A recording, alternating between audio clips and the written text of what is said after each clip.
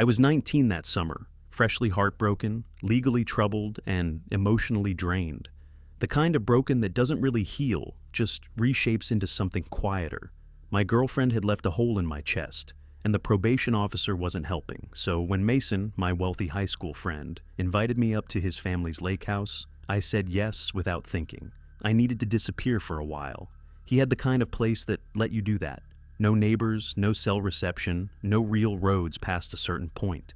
Just dense pine and the stillest lake you've ever seen. The kind of quiet that makes you feel like you're the only two people left in the world. We got there just before sundown.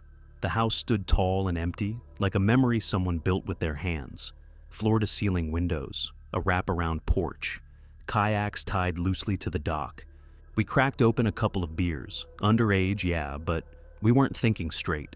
We sat on the dock with our legs hanging off, our feet barely brushing the surface of the lake. The water was cold even in July. We didn't talk about my breakup. We didn't talk about the court date I had coming up. Mason was good at that, letting silence be enough. I remember watching the sky fade from blue to rust as a loon called in the distance. The kind of eerie beauty that stays with you. Then we saw across the lake, just past the tree line, there was a light. At first I thought it was a lantern or someone's porch, but it was blinking. "Is that Morse code?" Mason asked. I laughed, but he was serious. The blinking wasn't random. Short flashes, long ones, a pattern. We Googled Morse code using the weak Wi-Fi near the porch, and sure enough, it was real. SOS. My buzz sobered in a heartbeat. We debated calling the cops, but Mason reminded me. Underage drinking, open containers, and me with a pending charge. It wouldn't end well. We thought about ignoring it, pretending we hadn't seen anything, but neither of us stood up. We just sat there, frozen. That signal kept flashing. "I have an idea," Mason said.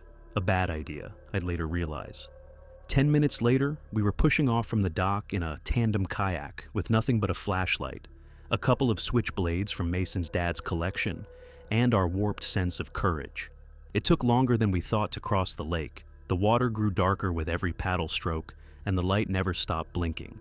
Always the same, SOS. The closer we got, the more wrong it felt. The signal was coming from a house, or what was left of one. It sat like a shadow against the shoreline. Half-collapsed dock, mold-streaked siding, window panes dull with grime. No other lights, no movement. We pulled up to what used to be a dock. Only one part of it looked strong enough to hold weight. The rest was dipping into the water like it wanted to drown. We didn't say anything. I just nodded, and Mason handed me the flashlight. We walked slowly along the warped boards. I stepped through a rotted plank and nearly twisted my ankle, but we made it. The door was locked, but one of the side windows wasn't.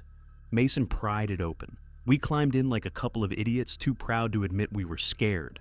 Inside was nothing. Just dust and air so stale it burned the back of my throat. The place had been abandoned for a long time. No furniture, no smell of life, just water damage and silence. We whispered each other's names even though we were inches apart. We checked the kitchen, empty, the living room, just a pile of leaves. Then we found the stairs, a narrow set of wooden steps that creaked with every movement. They looked like they might collapse under our weight, but we went up anyway. There was only one room at the top, one small square bedroom with wallpaper peeling like dead skin. And in the center of the room, facing the window, the one we had seen the flashing from, was a projector. One of those old bulky film projectors with reels and buttons and a cloth-covered power cord trailing off into nothing. No generator, no outlet, just a projector. Facing the window and still blinking, Mason muttered, "This was a trap." That's when we heard the floor creak behind us. We spun around, blades in hand, but there was nothing, no one in the hallway, no footsteps running away, just the empty house and the sound of our own breathing. Then the projector stopped, dead silent. We didn't wait. We ran down the stairs, through the living room, out the window we came in through. I sliced my palm on a rusted nail as I climbed out, but I didn't feel it then. Adrenaline can numb anything. When we got to the edge of the dock, we froze. The kayak was gone. We stood there, scanning the water. The moon gave us just enough light to see the empty stretch of lake. No kayak, no rope. Just the sound of something, someone moving fast through the woods behind us. "Run," I said, and we did. The shoreline was narrow, rocky. We had no path, no shoes built for this. Branches whipped at our legs and faces as we tore through the trees, the sound of crashing brush growing closer behind us. I didn't dare look back. The trees opened into a small clearing near the water's edge, and that's when I saw it. A figure, huge, fast, burst through the trees behind us. I saw the outline in moonlight, broad shoulders, something glinting in its hand. We had no choice. We dove. The water was colder than I'd ever imagined. It hit me like concrete. I couldn't breathe, just swim. Paddle to survive. We swam across the lake without stopping. I lost sight of Mason at one point and thought he was gone, but we both made it, barely, crawling up onto the dock at his family's place, gasping like newborns. We locked the doors, turned off all the lights, and waited. The kayak never came back. The figure never followed. When we finally called the police, they didn't believe most of it. They went to the house across the lake. No projector, no footprints, no signs of recent activity. The dock, rotted beyond safe use. They told us it was condemned years ago. Said no one had owned that house since the 90s. We insisted someone was there, that we saw the light, that we heard them behind us. The cop gave us a look that said he'd heard this kind of story before. Mason's parents were furious. At him, at me, at the cops. They threatened to sue the town if they didn't get answers. I was never invited back. But that's not what bothers me most. What bothers me is this question I can't get out of my head. What would have happened if we hadn't run? What if we'd stayed to watch the projector? What if we'd gone into the house earlier? Every night since, I've replayed that flashing light, that perfect little trap, and I wonder, who built it? And how many others didn't make it out? Some places call you back, others call you in. This one, it calls for help. But help isn't what it wants. I signed the divorce papers on a Monday morning. By Thursday, I was driving through a white-knuckled snowstorm into upstate New York, the kind of quiet place people go when they need to forget. My girlfriend Alexis, someone I'd met a few months after my marriage crumbled, was already waiting for me in the passenger seat with a thermos of cocoa and her ever-present optimism. We had rented a lake house through a friend of hers, someone she vaguely knew from college. "It's peaceful," she said, "just us, the trees, and nothing to do." And honestly, that's exactly what I thought I needed. The house was better than expected. It stood at the edge of a frozen lake, flanked by skeletal pines and draped in a blanket of fresh snow. Wood-paneled, modern on the inside, and equipped with a giant stone fireplace that practically begged for a crackling log and a bottle of red wine. There were no neighbors in sight. The nearest town was a 20-minute drive, and the road in had barely been plowed. We arrived just before sunset. The sky glowed orange behind the trees as we pulled up, tires crunching over the iced-over gravel drive. There was a package waiting for us on the steps. It was wrapped in brown butcher paper. No address, no postage, just a piece of string tied in a bow and a folded card taped to the top. Alexis laughed and said, "Welcome basket?" But there was no basket. Inside, just a matchbox. Old wooden matches like the kind you'd see in a survival kit. The card had only 4 words written in messy cursive: "Stay warm this week." I thought maybe it was from the property owner, trying to be cute. But there was no signature, no explanation, just those matches. I didn't think much of it at the time. Looking back now, I can't believe how little attention I paid. The next few days passed like a dream. We slept in, made coffee, walked the frozen shoreline, watched old movies while the snow fell in slow, lazy flakes outside. No traffic, no people. Just us, a fire, and the feeling, at least briefly, that the world couldn't find us here. By the 4th night, the storm turned. The wind howled, snow fell sideways, blanketing everything in white until we could hardly see more than a few feet out the front window. The lake disappeared into a curtain of powder. I remember waking in the middle of the night, not to a sound, but to the absence of one. The wind had stopped. The house was still. Something about the silence was wrong. Alexis was still asleep, curled up like a comma beneath the thick comforter. I slipped out of bed and walked to the upstairs window. That's when I saw a snowmobile, about 50 yards out on the frozen lake, idling in place. Its headlight blinked through the storm like a low, dying star. Someone stood next to it, a figure waving their arms. At first I thought they were waving to someone else, but they weren't. They were facing the house, Me. I squinted, pressing my forehead to the cold glass. The figure jumped and flailed, stumbling in the drifts. I could just make out the outline of a woman. Heavy coat, scarf blowing in the wind. She looked like she was screaming. I woke Alexis. "There's someone out on the lake," I said. "She needs help." She sat up groggily. "What?" "I think she's lost or hurt. Something's wrong." I was already pulling on boots, throwing a coat over my pajamas. Alexis followed me to the top of the stairs, but stopped short of going outside. "Be careful," she called after me. "Take your phone." I didn't. The cold hit like a slap. It was impossible to see more than a few feet ahead, but I followed the faint beam of the snowmobile's headlight, using it like a lighthouse. The woman didn't run, she just stood there, arms still up, like she couldn't decide if she was calling for help or warning me away. When I got close enough to hear her voice, she said, thank God someone's here." I shouted back, "Are you hurt?" "What happened?" She looked at me, eyes wide. "My boy, he ran off. He's out here somewhere. I can't find him. Please, he's just a little kid." I felt my chest tighten. "Where did you see him last?" She pointed into the white, past the tree line. "That way." "He was on the sled." I looked down for 1 second and he was gone. I hesitated. Something about her didn't sit right. She was shaking, yeah, but not from the cold. Her face was too calm for a mother whose child was lost in a blizzard.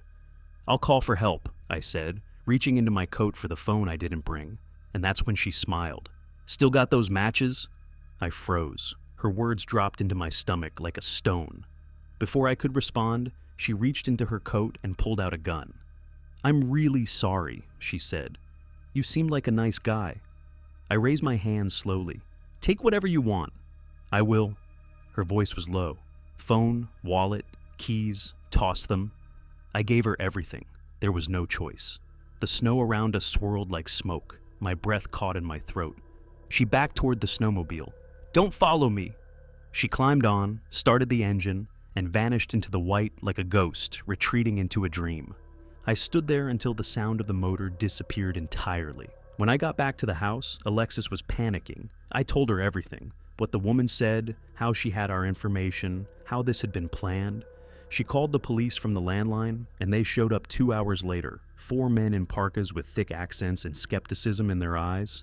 They found nothing. No tracks, no snowmobile, no signs of a child, no signs of anyone, really. What they did find, miles down the lake, was an old boat ramp, long since unused and nearly buried in snow. It was the only access point where someone could have gotten a vehicle onto the frozen surface without being noticed. They took our statements, promised to investigate, but when they left, I could see it in their faces. This wasn't going anywhere. Just another strange incident in a snowed-in town that would be forgotten by the thaw. I've spent months thinking about what happened, and what didn't happen. Why us? Why that house? Why the matches? The robbery didn't make sense. If she just wanted a phone and wallet, she could have broken in, or waited until we left the house. She planned everything. She left the matches days ahead of time. She waited for the right night. She drew me out into the storm. Why? I think she wanted to scare us. No, not scare, rattle. She wanted to leave something behind. Not fingerprints, not tracks, but questions. There are nights I wake up gasping, thinking I hear a snowmobile outside the window. I walk the rooms and check the locks, even when there's no snow on the ground. I haven't been near a lake since. Alexis and I didn't make it, by the way. Too much happened that week. Too many things we couldn't say out loud. We haven't spoken since the spring. But I keep the matchbox. I found it on the floor that night, sitting by the fireplace where we'd left it. Only one match missing. Some people rob for money, others for power.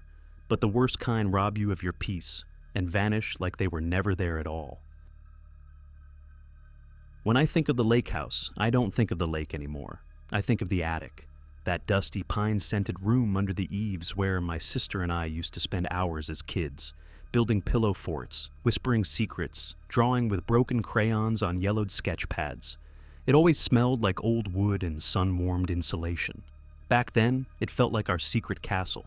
That was before the silence, before we stopped going, before someone else moved in. Our lake house sits along the northern edge of Clear Lake in California, tucked behind a line of cypress and redwood, with a narrow dock that stretches out like a tongue into the water. My grandparents built it in the 70s and passed it down to my parents. It's not luxurious, but it has character. Worn hardwood floors, green shag carpet that never quite got replaced, and the attic, always the attic, filled with old furniture my grandparents brought from their own parents' homes. After my grandparents died, the attic became more of a storage room than a playground. Heirlooms, paintings, a roll-top desk. My dad would go up there to check on things, but none of us went with him anymore. I think it made him sad. As we got older, my sister and I moved away for school, work, life. The lake house turned quiet. My parents started renting it out to cover taxes and upkeep, mostly short-term vacationers. But one year, my dad mentioned a long-term tenant was moving in, an elderly veteran. The name was Curtis something, said he restored antiques, paid up front, no issues. My dad liked him right away. Served 2 tours in Vietnam, he said. Guy's a little rough around the edges, but solid, has a respect for craftsmanship.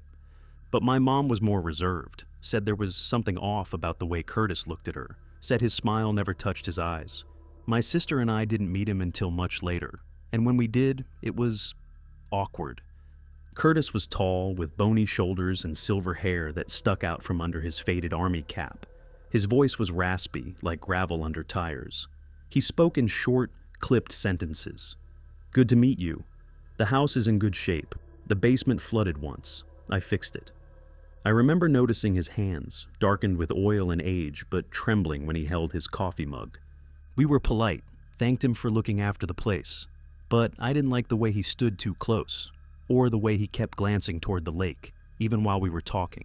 Later that week, the landscapers came by to trim the hedges. One of them, a younger guy, pulled my dad aside and said, "That renter of yours? He was just standing by the dock this morning, watching those neighbor kids fish. Didn't say anything."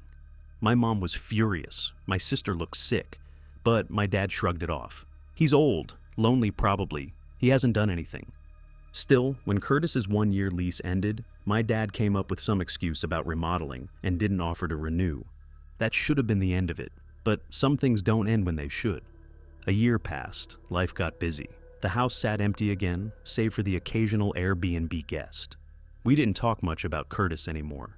Then this past summer, we decided, almost spontaneously, to spend a week there as a family, a proper vacation. My sister flew in from Portland. I drove up from Sacramento with my parents and our new dog, Bruno, a shepherd lab mix who had the kind of intuition that made you feel like he knew more than he should. The house looked the same, but it felt different. Maybe it was the overgrown grass, or the way the windows seemed fogged from the inside, or maybe it was the attic, still sealed, still untouched, but suddenly feeling heavier, like it was holding its breath. We settled in, got groceries, ate dinner in town. It felt nice for a while, until the 5th night. We had gone out for pizza and came back around 8:30. It was just starting to get dark. As we pulled into the driveway, Bruno was barking inside the house. Not playful barking, warning barking, deep, urgent, primal. We rushed in. Bruno was in the hallway, limping, bleeding from his shoulder. My sister screamed. I dropped to my knees beside him, trying to see the wound. There was a jagged gash, fresh. The kind of cut you get from metal, not wood. We checked the house. All the doors were locked, all the windows shut. But something felt wrong. My dad and I went from room to room, then up the stairs. The attic door was cracked open. I don't remember opening it. I hadn't even been near it. Bruno whimpered behind us. My mom stayed downstairs, already dialing 911. I pushed the door open with the end of a broom. The light bulb overhead flickered on, and there he was, Curtis, sitting cross-legged behind an old armoire like a child in time out. He looked smaller somehow, gaunt, hollow-cheeked, his eyes sunken in his skull like marbles pushed too deep. In his lap was a roll of twine, a screwdriver, a ring of keys, our keys, the spare set we'd hidden behind the porch panel years ago. "I didn't take anything," he rasped. "Didn't break nothing. I just wanted to be back. I belonged here." My dad froze. I could see the recognition, the conflict behind his eyes. Curtis stood slowly. "I left some things when I moved out.